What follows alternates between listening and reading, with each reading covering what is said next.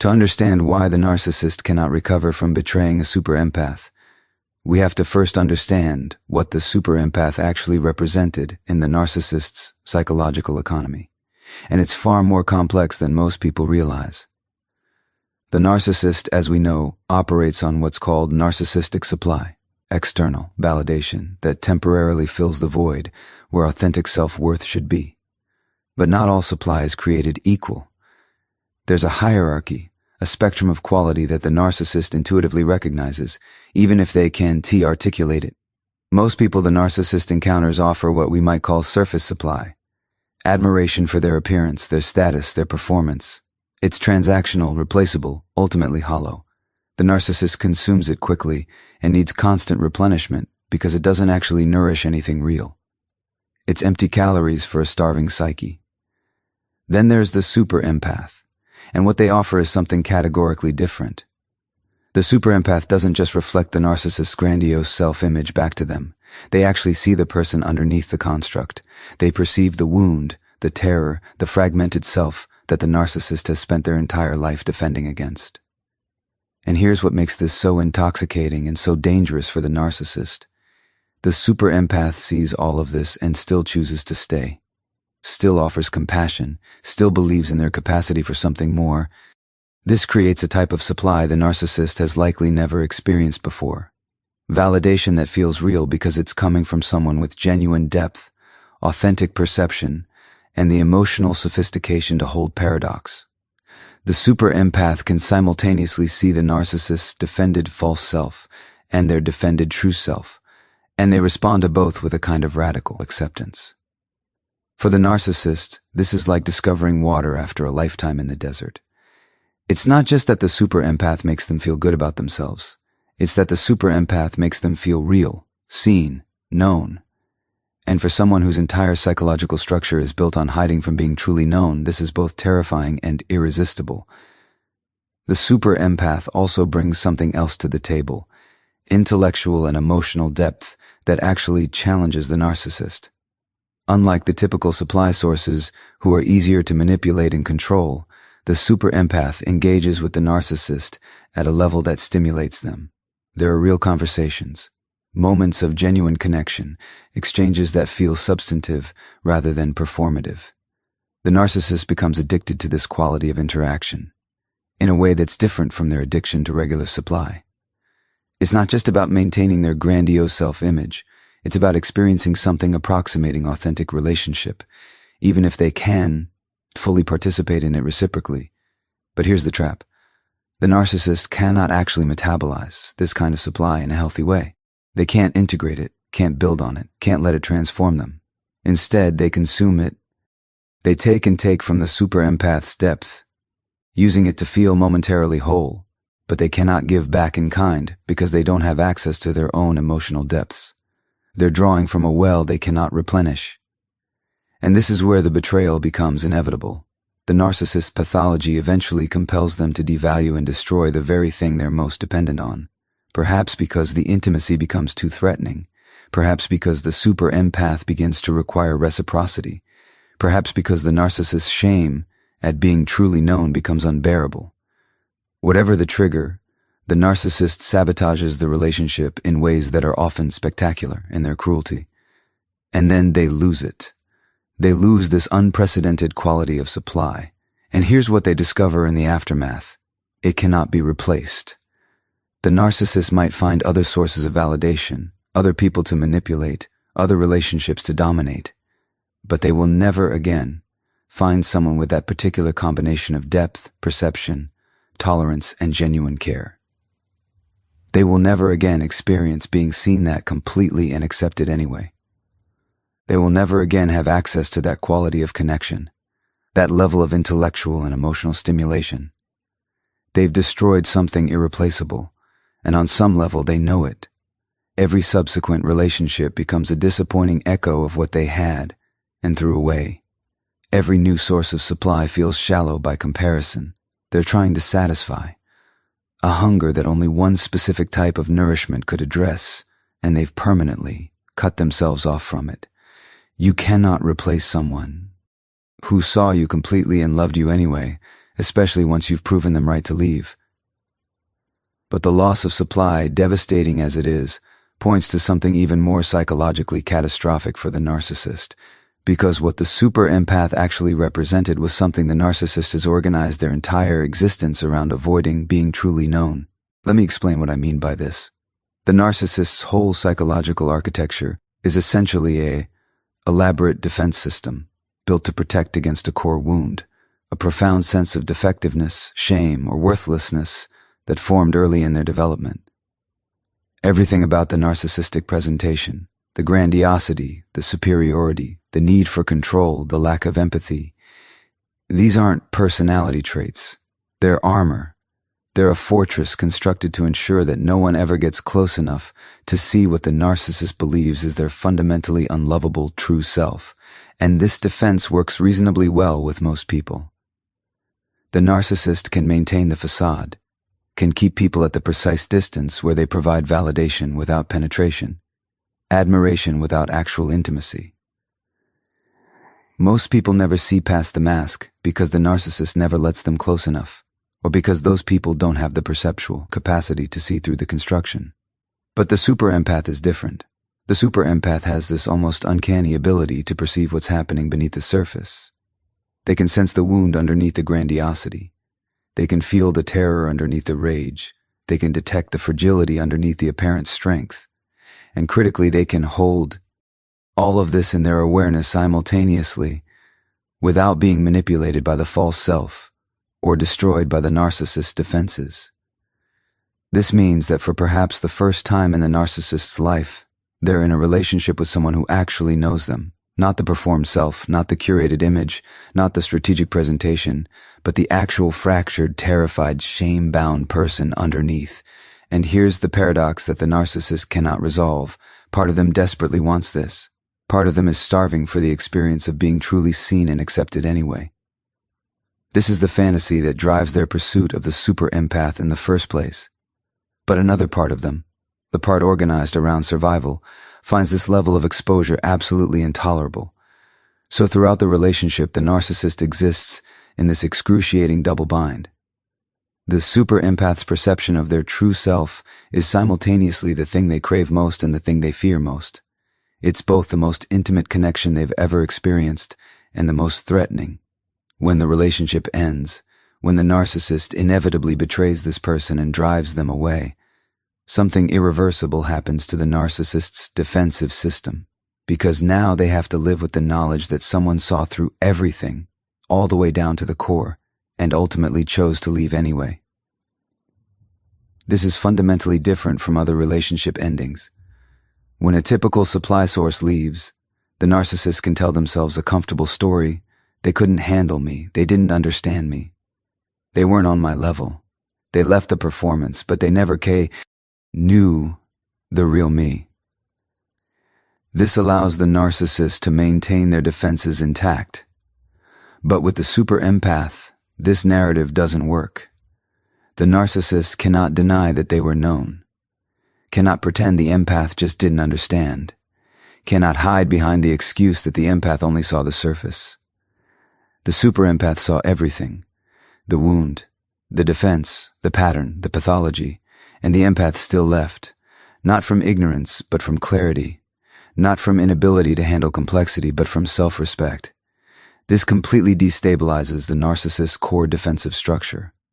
If someone can see you that completely and still choose to walk away, what does that say about what they saw? If the one person who understood you most deeply ultimately concluded that you weren't worth staying for, how do you defend against the implication that maybe the shameful, defective self you've been hiding really is who you are? The narcissist cannot recover from this because it's not just a loss, it's a validation of their deepest fear. It's evidence that being truly known leads to abandonment. It confirms the very thing they've organized their entire life around avoiding. And worse, they can't unknow that they've been known. They can't rebuild the wall that's been permanently breached. Every future relationship becomes haunted by this experience. The narcissist now knows what it feels like to be truly seen, which means they know what they're hiding from everyone else. They know the difference between someone who's fooled by the mask and someone who sees through it, and they know that the one person who saw through it completely chose to leave. This creates a kind of psychological scar tissue that never fully heals. The narcissist might find new supply, might craft new relationships, might even convince themselves they've moved on. But there's always this awareness, often unconscious, that they were once fully known and fully rejected, that someone had complete access to who they actually are and decided that wasn't enough. And perhaps most painfully, the narcissist knows, even if they can never admit it, that the super empath's departure wasn't cruel or vindictive. It was simply the natural consequence of the narcissist's own actions. The empath didn't leave because they misunderstood or couldn't handle the narcissist. They left because they understood completely and chose themselves instead. The narcissist cannot rebuild what the super empath's knowledge dismantled, the illusion that remaining unknown keeps them safe. Let's talk about what happens in the practical, day-to-day reality of the narcissist's life after the super empath leaves. Because beyond the psychological devastation of being known and abandoned, there's something more immediate and visceral. The narcissist must now face the one thing they've spent their entire existence avoiding: themselves. The super empath, you see, wasn't just providing validation or even deep connection. They were functioning as what we might call an emotional regulator for the narcissist's inner chaos. And I want to be very clear about what I mean by this, because it's not the same as codependency or enabling, though it can appear similar on the surface. The narcissist's internal world is fundamentally dysregulated. Without a coherent sense of self, without access to genuine self-worth, without the capacity. Thank you for self-soothing or emotional integration. The narcissist exists in a state of chronic inner instability. They're constantly oscillating between grandiosity and collapse, between rage and emptiness, between the terror of being nothing and the exhausting performance of being everything. Most people in the narcissist's life can't handle this level of internal chaos. They're either completely fooled by the grandiose presentation, or they're quickly overwhelmed and retreat. But the super empath has this extraordinary and ultimately self-destructive capacity to hold space for the narcissist's contradictions, to remain calm in the face of their rage, to provide grounding when they're spiraling, to offer a kind of stable presence that the narcissist's own psyche cannot generate. Over time, the narcissist becomes profoundly dependent on this regulatory function. The super empath becomes the container for feelings the narcissist cannot process, the anchor when their sense of self fragments, the mirror that reflects back a coherent identity when their own threatens to dissolve. And because the super empath does this so consistently, so skillfully, the narcissist doesn't even recognize it's happening. They just know that somehow, in this person's presence, they feel more real, more stable, more whole than they do anywhere else. Then the empath leaves, and suddenly, catastrophically, that regulatory function disappears. Now the narcissist is alone with the full force of their internal chaos. All the feelings they never learned to process, all the self-fragmentation they never learned to integrate, all the emptiness they never learned to fill from within. It's all still there, but now there's no one to help them manage it. There's no one to absorb their rage without retaliating, no one to witness their vulnerability without weaponizing it, no one to reflect back a coherent self when they're fracturing. This is different from missing someone. This is different from grief. This is the experience of losing a crucial part of your own psychological functioning, like losing a limb you didn't know you were dependent on until it was gone. And here's what makes this so devastating for the narcissist. They cannot articulate what they've lost. They don't have the emotional vocabulary or the self-awareness to say, I depended on this person to regulate my nervous system, to contain my projections, to stabilize my sense of self. Instead, they just experience a void, an unbearable gnawing absence that nothing seems to fill. So they try to fill it. They find new supply, new relationships, new sources of validation. But here's the problem. No one else has the super empath's unique combination of depth, resilience, perceptiveness, and tolerance. No one else can perform that regulatory function at the same level. The new supply might be attractive, might be successful, might even be kind, but they lack the emotional sophistication to hold the narcissist's complexity. They're either too shallow to perceive what the narcissist actually needs, or they're too healthy to provide it. They set boundaries where the super empath had limitless patience. They retreat where the super empath would have stayed. They demand reciprocity where the super empath gave unconditionally. And so the void remains. The narcissist keeps searching for what they lost, but they're searching for something that cannot be replicated. They're trying to find someone who will do the impossible work of making them feel whole, the way the super empath did, but that person doesn't exist.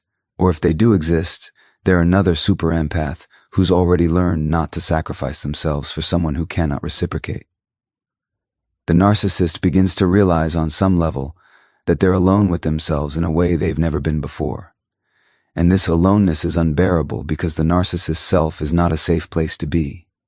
It's a place of shame, emptiness, fragmentation, terror.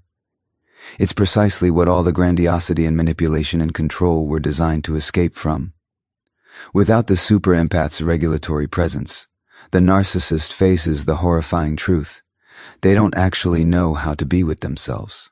They've never developed the capacity for self-soothing, self-reflection, self-compassion. They've outsourced all of that to others, and specifically to the one person who could do it at the level they needed. And now that person is gone. Not just physically absent, but psychologically unavailable in a permanent way. The super empath has closed the door, set the boundary, reclaimed their energy. They're no longer willing to be the narcissist's emotional regulator, their container, their stabilizer. The narcissist is left with the one companion they've spent a lifetime fleeing, their own unintegrated self. And unlike the super empath, that self offers no comfort, no regulation, no relief. Just an echoing emptiness that no amount of new supply can fill, because what's missing is an external validation. It's the one person who could make the narcissist's internal world feel bearable. The cruelest irony is that the narcissist drove away the only person who made them feel less alone with themselves. But there is another dimension to this loss that cuts even deeper, something that strikes at the very heart of the narcissist's carefully constructed self-narrative. Because the super empath wasn't just regulating the narcissist's emotions or providing superior supply. They were serving as living proof of the narcissist's fundamental goodness. Let me explain what I mean.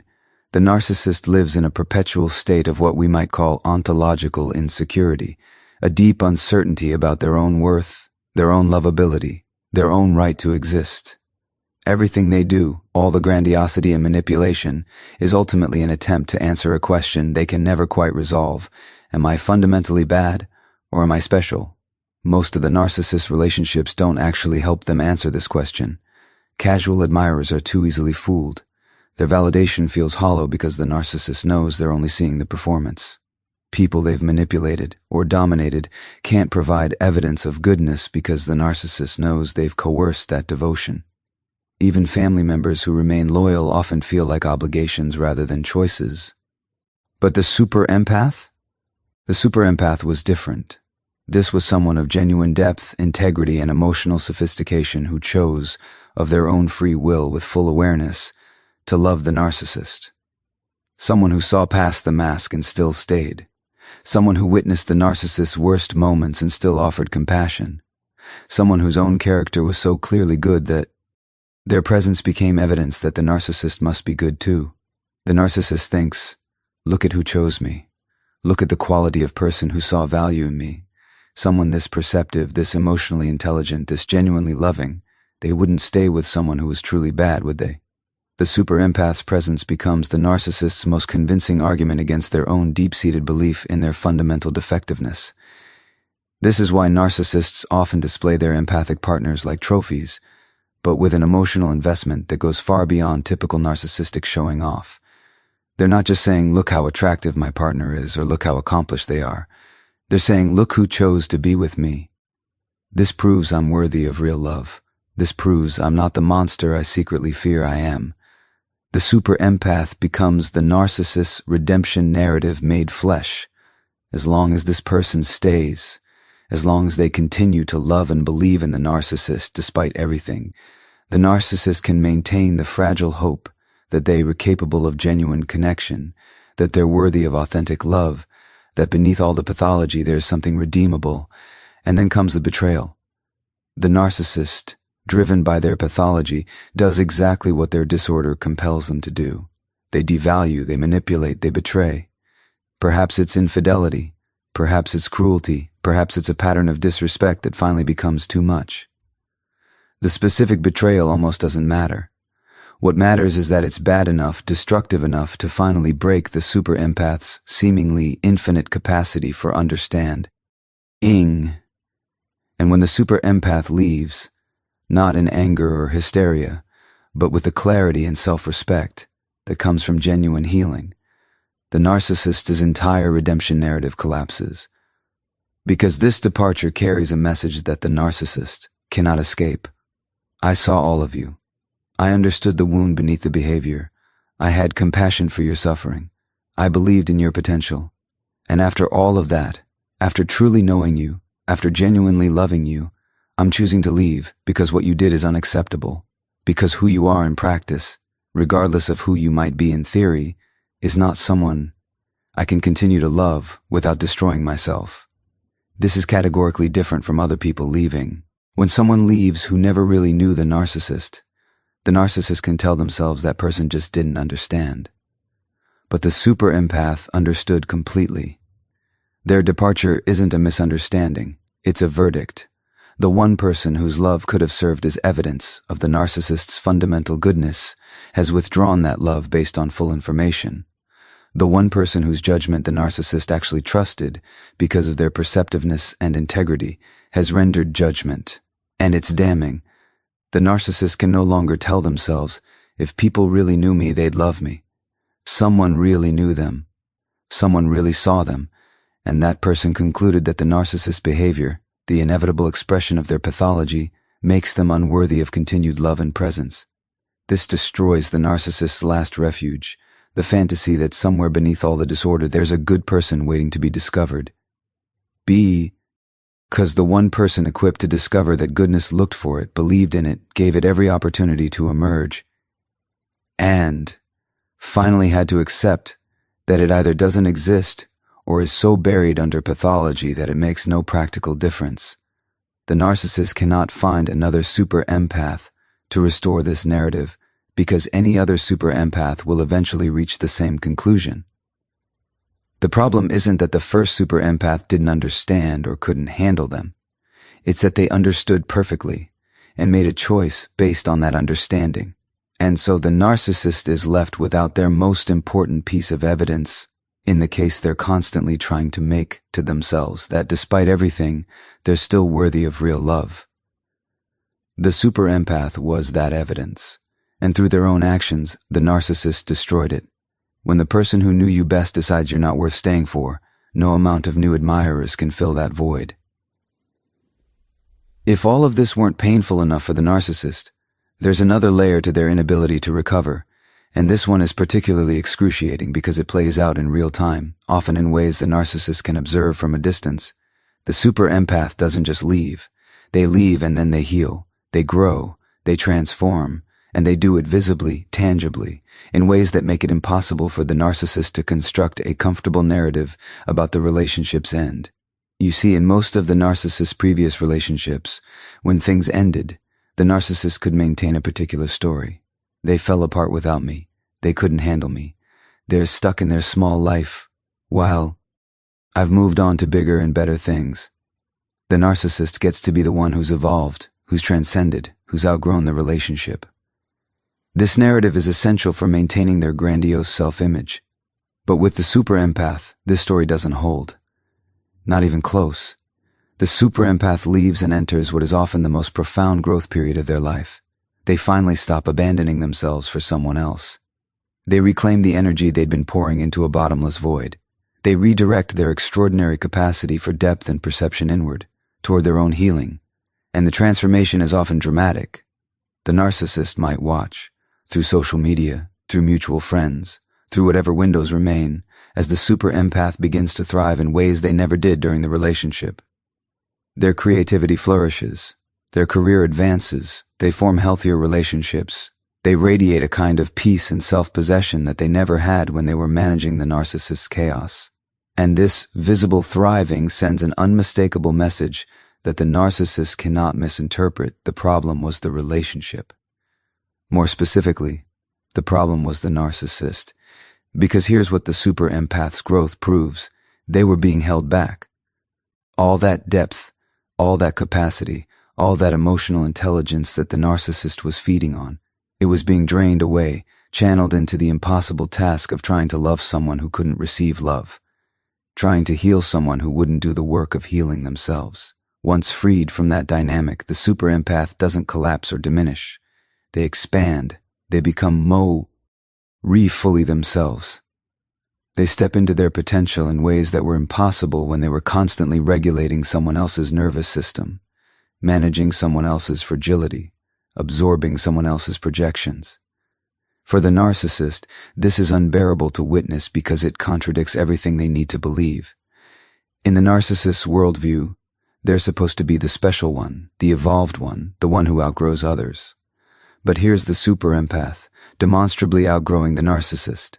Not through superiority or one-upmanship, but through the simple act of choosing themselves and doing the work of genuine healing. And unlike the narcissist, who might cycle through relationships and maintain surface-level changes while their core pathology remains untouched, the super empath's transformation is real. It's not a performance. It's not image management. It's actual integration, actual growth, actual evolution. You can see it in how they carry themselves, how they speak about the relationship without bitterness or ongoing entanglement, how they've genuinely moved on rather than just moving to the next distraction. This creates a devastating comparison that the narcissist cannot escape.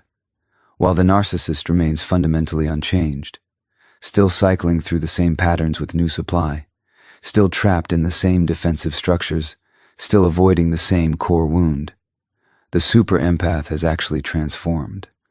They've used the pain of the relationship as raw material for genuine development. The narcissist might find new partners, new sources of validation, new stages for their performance. But none of it represents real change. They're running the same program with different actors. And on some level, they know this. They know they're still the same person, still driven by the same fears, still defended by the same mechanisms. Meanwhile, the super empath has become someone new, not because they're superior, but because they did what the narcissist cannot do. They faced themselves honestly.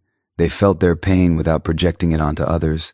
They took responsibility for their part in staying too long, and they committed to genuine healing, rather than just managing their image. This divergence becomes increasingly stark over time. Years might pass, and the narcissist is still essentially the same, perhaps with a different partner who they're treating the same way, perhaps more isolated, perhaps more bitter, but fundamentally unchanged. The super empath, meanwhile, has continued to evolve, to deepen, to become more integrated and whole, and the narcissist sees this. They see evidence of what's possible when someone actually does the work of healing. They see a living demonstration that transformation is real, that people can change, that there's a way out of the patterns that trap us. But they also see that they're not doing it. That despite all their grandiosity and all their claims of evolution, they remain stagnant while the person they discarded has blossomed. This is perhaps the most painful mirror of all. Not the mirror the super empath held up during the relationship, showing the narcissist who they were, but the mirror they hold up after leaving, showing the narcissist who they could have been if they'd been capable of choosing growth over defense, vulnerability over grandiosity, authentic change over the PE. Our formats of change. The super empath's healing doesn't just represent their own freedom. It represents the narcissist's foreclosed possibility, their road not taken, the life they might have lived if they'd been capable of doing the work. And that's a loss from which the narcissist truly cannot recover. The most devastating proof of your stagnation is watching someone flourish in the space where they once diminished themselves loving you. And now we arrive at what might be the most tragic dimension of this loss, the one that speaks to the deepest form of human devastation. Because the super empath didn't just see who the narcissist was. They saw who the narcissist could become. This is something we need to sit with for a moment because it's fundamentally different from everything else we've discussed. The super empath's perception wasn't limited to the narcissist's current state, the pathology, the defenses, the wounded self hiding beneath the grandiosity. The super empath, with their extraordinary depth and their perhaps naive faith in human potential, could also perceive something else, the person the narcissist might be, if they chose healing. This vision wasn't delusion. It wasn't the fantasy of someone who couldn't see reality. The super empath saw the reality perfectly. They just also saw the potential. They could hold both truths simultaneously. This is who you are now, and this is who you could become. And more remarkably, they believed in that potential. They believed it enough to stay far longer than they should have. They believed it enough to endure treatment that no one should endure. They believed in the narcissist's capacity for change, even when the Narcissists didn't believe in it themselves. For the narcissist, this belief was simultaneously their greatest hope and their greatest burden, because part of them desperately wanted to become that better version of themselves. Part of them resonated with the super empath's vision, felt the pull of that possible redemption. In moments of vulnerability, rare and quickly defended against, the narcissist might have glimpsed what the super empath saw, a path toward wholeness, toward genuine connection, toward freedom from the prison of their own pathology. But another part of them, the part organized around survival and defense, found this vision terrifying, because becoming that person would require the very thing the narcissist's entire structure is designed to prevent: facing the wound, feeling the shame, acknowledging the damage they've caused, sitting with the unbearable vulnerability of not knowing who they are without their defenses. So the narcissist remained trapped between these two poles, the desire to become what the super empath believed they could be, and the terror of what that transformation would require. And in that trap, they did what their pathology always compels them to do. They chose defense over growth. They chose the familiar pain of their disorder over the unknown pain of healing. They betrayed not just the super empath, but the vision the super empath held of their potential. And when the super empath finally leaves, when they accept that the narcissist is choosing pathology over possibility, defense over development, something irreversible happens. The narcissist doesn't just lose a person, they lose the last witness to their redemptive potential. They lose the only person who could see them at their worst and still maintain faith in their capacity for something better. No one else will believe in them that way again. And here's why: because belief of that caliber requires a specific combination of depth, perception, and radical acceptance that is extraordinarily rare. It requires someone who can see through the defenses without being fooled by them, someone who can perceive potential without being naive about present reality, someone whose own character is solid enough to maintain hope in another person's growth, even while that person actively undermines it. The super empath was that rare combination. And the narcissist destroyed their faith not through a single dramatic betrayal, but through the accumulation of 1,000 smaller ones. Through the consistent choice to protect the false self rather than risk revealing the true self. Through the pattern of hurting the one person who believed in their healing. Through the fundamental refusal to do the terrifying work of genuine transformation. When the super empath finally withdraws their belief, not in anger but in acceptance, they take with them the narcissist's last tether to the possibility of redemption, because everyone else in the narcissist's life either believes in the grandiose false self, which isn't real, or sees only the pathology, which offers no hope. The super empath was the only one who held both truths. I see who you are, and I see who you could be, and I believe you're capable of bridging that gap. After the super empath leaves, the narcissist might encounter other people who believe in them, but that belief will always feel hollow because it's based on incomplete information. New partners might admire the false self, but the narcissist knows they're being fooled.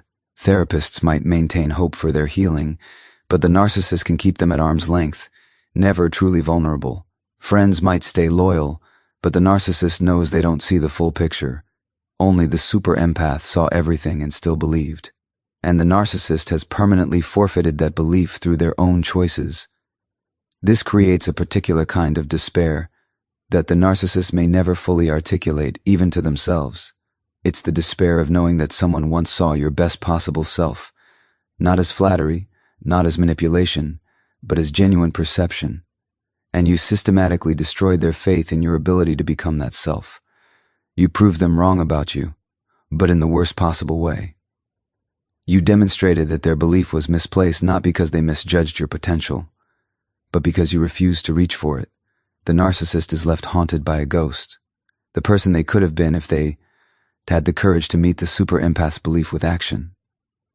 That ghost follows them into every subsequent relationship, every new beginning, every moment when they might choose differently but don't, because now they know what's possible. They've seen themselves through eyes that perceived their potential, and they've chosen, again and again, to remain who they are, rather than become who they could be. The super empath took with them not just their love, not just their regulatory presence, not just their validation. They took the narcissist's last real chance at believing in their own redemption, because no one else will believe in them, with that particular combination of clarity and hope, truth and faith, unflinching perception and unwavering compassion. And the narcissist knows, in whatever capacity they're capable of knowing anything real about themselves, that they deserved that belief and they destroyed it. That someone saw the best in them and they repaid that vision with betrayal. That they were offered a path toward healing and they chose pathology instead. When you destroy the faith of the only person who could see both who you are and who you might become, you lose more than their presence. You lose your own possibility.